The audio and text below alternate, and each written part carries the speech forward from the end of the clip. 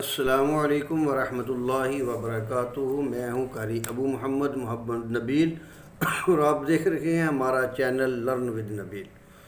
محترم ناظرین و سامعین، ہم آپ کی خدمت میں نورانی قاعدے کا سبق نمبر 16 اور تختی نمبر 9 لے کر حاضر ہوئے ہیں۔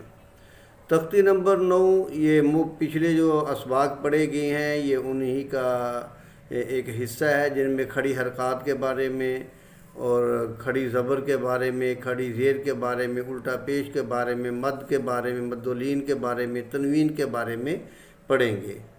سبق شروع کرنے سے پہلے میں اپنے دوستوں سے ملتمس ہوں کہ جو لوگ ہمارے ساتھ نئے ہیں، جنہوں نے ہمارے چینل کو سبسکرائب نہیں کیا، وہ ہمارے چینل کو سبسکرائب کریں اور بیل کے بٹن کو بھی پریس کر دیں تاکہ ہماری ہر آنے والی ویڈیو بآسانی آپ تک پہنچ سکے۔ چلیے آج کا سبق ہم شروع کرتے ہیں۔ آج کے سبق میں ہم ہجے بھی پڑھیں گے اور رواں بھی پڑھیں گے۔ جوڑ اور توڑ دونوں طریقوں سے آج کے سبق کو پڑھا جائے گا۔ اعوذ باللہ من الشیطان الرجیم، بسم اللہ الرحمن الرحیم۔ حمزہ کھڑی زبر آ، میم زبر ما، آما، نون زبر نا، آمانا، اور جب وقف کریں گے تو نون کو ساکن کر دیں گے تو یہ پڑھا جائے گا آمن۔ ہم یہ اس کے قاعدے دیکھتے ہیں۔ یہ متحرک حروف ہیں، حمزہ بھی متحرک ہے، میم بھی متحرک ہے، نون بھی متحرک ہے، اور پہلے آپ نے پڑھا ہے کہ کھڑی زبر، کھڑی زیر اور الٹا پیش جو ہے یہ حروف مدہ کے قائم مقام ہے، تو اسے پڑھا جائے گا آمن۔ حمزہ کھڑی زبر آ، واو کھڑی زبر وا، آوا، اور اس کو جب ہم وقف کریں گے تو بھی یہ پڑھا جائے گا آوا، کیونکہ کھڑی زبر جو ہے اس کو جب ہم ساکن کریں گے تو یہ ساکن ہو کر بھی آوا، واو کھڑی زبر وا ہی پڑھا جائے گا۔ اور یہ جو ساتھ یا ہے یہ لکھنے میں تو آتا ہے لیکن یہ پڑھنے میں نہیں آئے گا۔ آگے ہے حمزہ کھڑی زبر آ، نون زیر نی، آنی، یا زبر یا، آنیا، تا دو زیر تن، آنیاتن۔ اب یہاں تنوین ہے۔ تنوین کا قاعدہ آپ لوگ پہلے پڑھ چکے ہیں، آپ کے علم میں ہوگا۔ تنوین والے حروف کو منون حروف کہا جاتا ہے، دو زبر دو زیر پیش کو تنوین کہا جاتا ہے۔ اب جس حرف کے اوپر تنوین آ جائے، اب اس میں یہ قاعدہ آتا ہے کہ تنوین والے حروف پہ کب ہم غنہ کریں گے اور کب غنہ نہیں کریں گے۔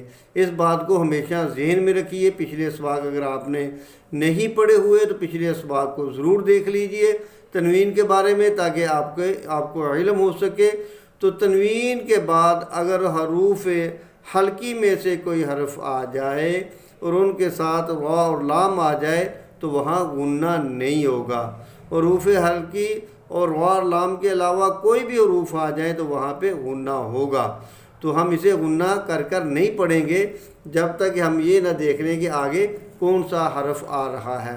تو اسے ہم پڑھیں گے تا دو زیر تین، تا کو ویسے اتنا ہی لمبا کریں گے جتنا یہ لمبا کیا جاتا ہے، لیکن جب ہم ساتھ حرکت لگا دیں گے تو پھر ہم بریک لگا لیں گے کہ اب اس کو لمبا نہیں کرنا۔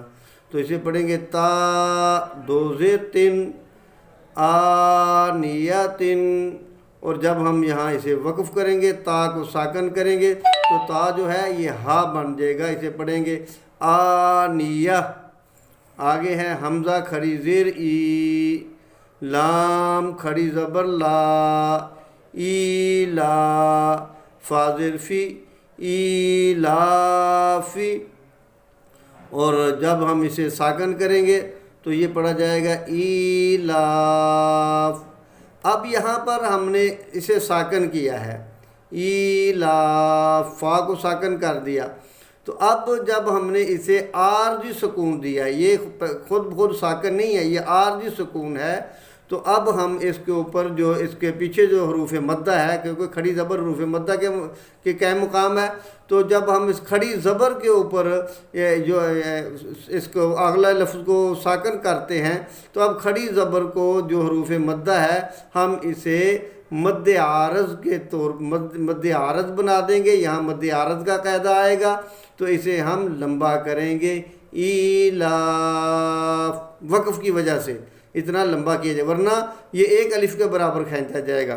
لیکن جب اسے ہم مد عارض بنا دیں گے ساکن کرنے کی وجہ سے، جب ہم اسے کھینچتے ہیں تو اسے لمبا کرتے ہیں، تو پھر جو ہے یہاں جو قاعدہ آئے گا وہ یہ آئے گا کہ ہم اس کو 3 الف کے برابر جو ہے اس کو ہم لمبا کریں گے، اس سے زیادہ لمبا نہیں کر سکتے.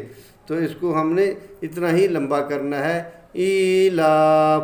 سبق شروع کرنے سے پہلے، اس کو مزید پڑھنے سے پہلے میں چاہتا ہوں کیوں نہ ہم پہلے مدات کے بارے میں پڑھ لیں کہ مدات کتنی مدیں ہیں اور مد بنتی کیوں ہے، کس طرح بنتی ہے، مد کا قاعدہ کیا ہے، اور کن کن حروف کے بعد کون سا حرف آئے گا. حروف مدہ کے بعد تو مد بنے گی، کون سی مد بنے گی.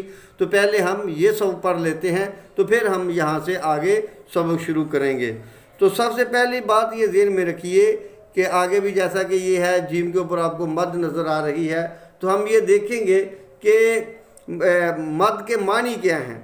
مد کے معنی یہ ہیں حروف کے لمبا کرنا اور کھینچنا.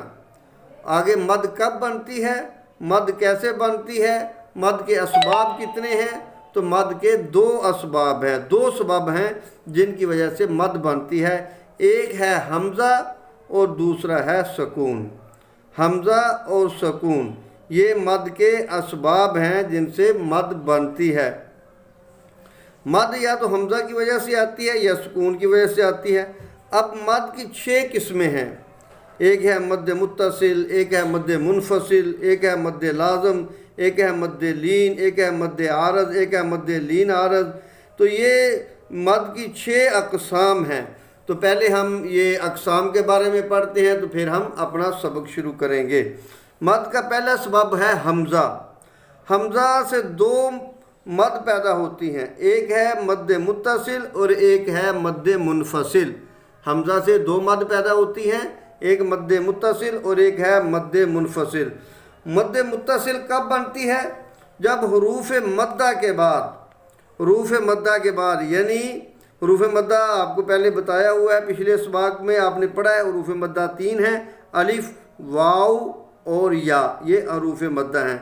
حروف مدہ کے بعد اگر حمزہ آ جائے، حروف مدہ کے بعد اگر حمزہ آ جائے، حروف مدہ کے بعد اگر حمزہ آ جائے، اور اس میں یہ ہے کہ حمزہ اسی کلمہ میں ہو، حمزہ اسی کلمہ میں ہو. اگر حمزہ اسی کلمہ میں ہو تو اسے مد متصل کہتے ہیں. جیسا کہ یہ ابھی میں نے آپ کو بتایا، جیم ہے، جیم الف زبر جا، یہ حروف مدہ ہے، اور آگے اس کے حمزہ ہے، تو حمزہ اسی کلمے میں ہے تو یہ مد متصل ہے. اسی طرح آگے جیم یا زیر جی، یہ بھی یا مدہ ہے، اور آگے حمزہ ہے، حمزہ اسی کلمہ کے اندر ہے تو یہ بھی مد متصل ہے. تو بڑا آسان سا قاعدہ ہے کہ اگر حمزہ اسی کلمہ کے اندر آ جائے، حروف مدہ کے بعد حمزہ اسی کلمے میں آ جائے تو اسے مد متصل کہا جاتا ہے. اور دوسری ہے حمزہ سے اور سکون سے پیدا ہونے والی مد جو ہے وہ ہے مد منفصل. مد منفصل کا قاعدہ ہم پڑھتے ہیں کہ اگر حروف مدہ کے بعد حمزہ دوسرے کلمے میں آئے. مد متصل کا قاعدہ کیا ہے؟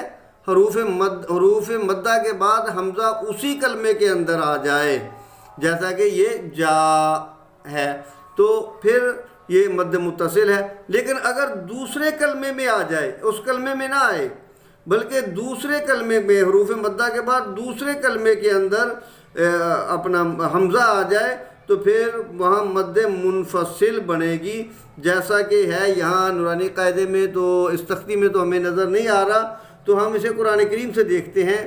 تو جیسے قرآن کریم کے اندر آتا ہے فی انفسکم، فی انفسکم، فا یا زر فی، یہ حروف مدہ ہے۔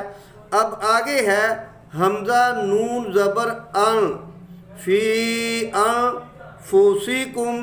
اب جو حمزہ آ رہا ہے وہ دوسرے کلمے میں آ رہا ہے، اس حمزہ کا فی کے ساتھ کوئی تعلق نہیں ہے، یہ اگلے کلمے کے اندر آ رہا ہے، فی والے کلمے میں نہیں ہے۔ فی ایک علیحدہ کلمہ ہے، انفسکم ایک علیحدہ کلمہ ہے۔ اب یہاں ہم یہ دیکھتے ہیں کہ فی ایک علیحدہ کلمہ ہے، انفسکم دوسرا کلمہ ہے۔ اب یہاں یا مدہ ہے، تو فی جو ہے یہ حروف مدہ میں سے ہے، یا مدہ میں سے ہے۔ تو اب اس کے بعد دوسرے کلمے کے اندر حمزہ آ رہا ہے، جب دوسرے کلمے میں حمزہ آئے گا تو پھر وہاں جو مد بنے گی وہ مد منفصل بنے گی۔ اسی کلمے کے اندر حمزہ آ جائے تو مد متصل ہے، دوسرے کلمے کے اندر اگر حمزہ آ جاتا ہے تو مد منفصل بنے گی۔ اسی طرح دوسری جگہ پہ دیکھتے ہیں بما انزل، بما انزل بازر بھی میم الف زبر ما، بما، تو بما یہ میم جو ہے یہ الف مدہ ہے، الف مدہ کے بعد آگے ہے انزل حمزہ نون پیش ان زازر زی لام ذلہ، یہاں بھی حمزہ دوسرے کلمے میں ہے، یہاں بھی حمزہ دوسرے کلمے میں ہے، تو یہاں بھی مد متصل پیدا ہوگی۔ بہت ہی آسان سا قاعدہ ہے، بس اپنے دماغ کو تھوڑا سا حاضر رکھنا ہے، تھوڑا سا دماغ پر زور ڈالنا ہے، تو اس کا پڑھنا، اس کا سمجھنا بہت ہی آسان ہو جائے گا۔ صرف یہ بات اپنے دماغ میں بٹھا لینی ہے کہ اگر حروف مدہ کے بعد جو حمزہ اسی کلمے کے اندر آ جائے تو پھر وہ مد متصل ہے، اور اگر حروف مدہ کے بعد حمزہ دوسرے کلمے میں آئے، اس کلمے میں نہ آئے، حروف مدہ والے کلمے میں نہ آئے، بلکہ اس کے اگلے کلمے میں آ جائے، جیسا کہ ابھی میں نے آپ کو مثال دی ہے، فی انفسکم، فی علیحدہ کلمہ ہے، انفسکم علیحدہ کلمہ ہے، بما انزل، بما علیحدہ کلمہ ہے، انزل علیحدہ کلمہ ہے۔ تو اگر حروف مدہ کے بعد والے کلمے میں، دوسرے کلمے میں اگر حمزہ آ جائے تو وہاں جو مد بنے گی وہ بنے گی مد منفصل۔ اب مد متصل اور مد منفصل کو کھینچنا کتنا ہے، اس کو لمبا کتنا کرنا ہے، تو اس کا بہت ہی آسان سا حل ہے۔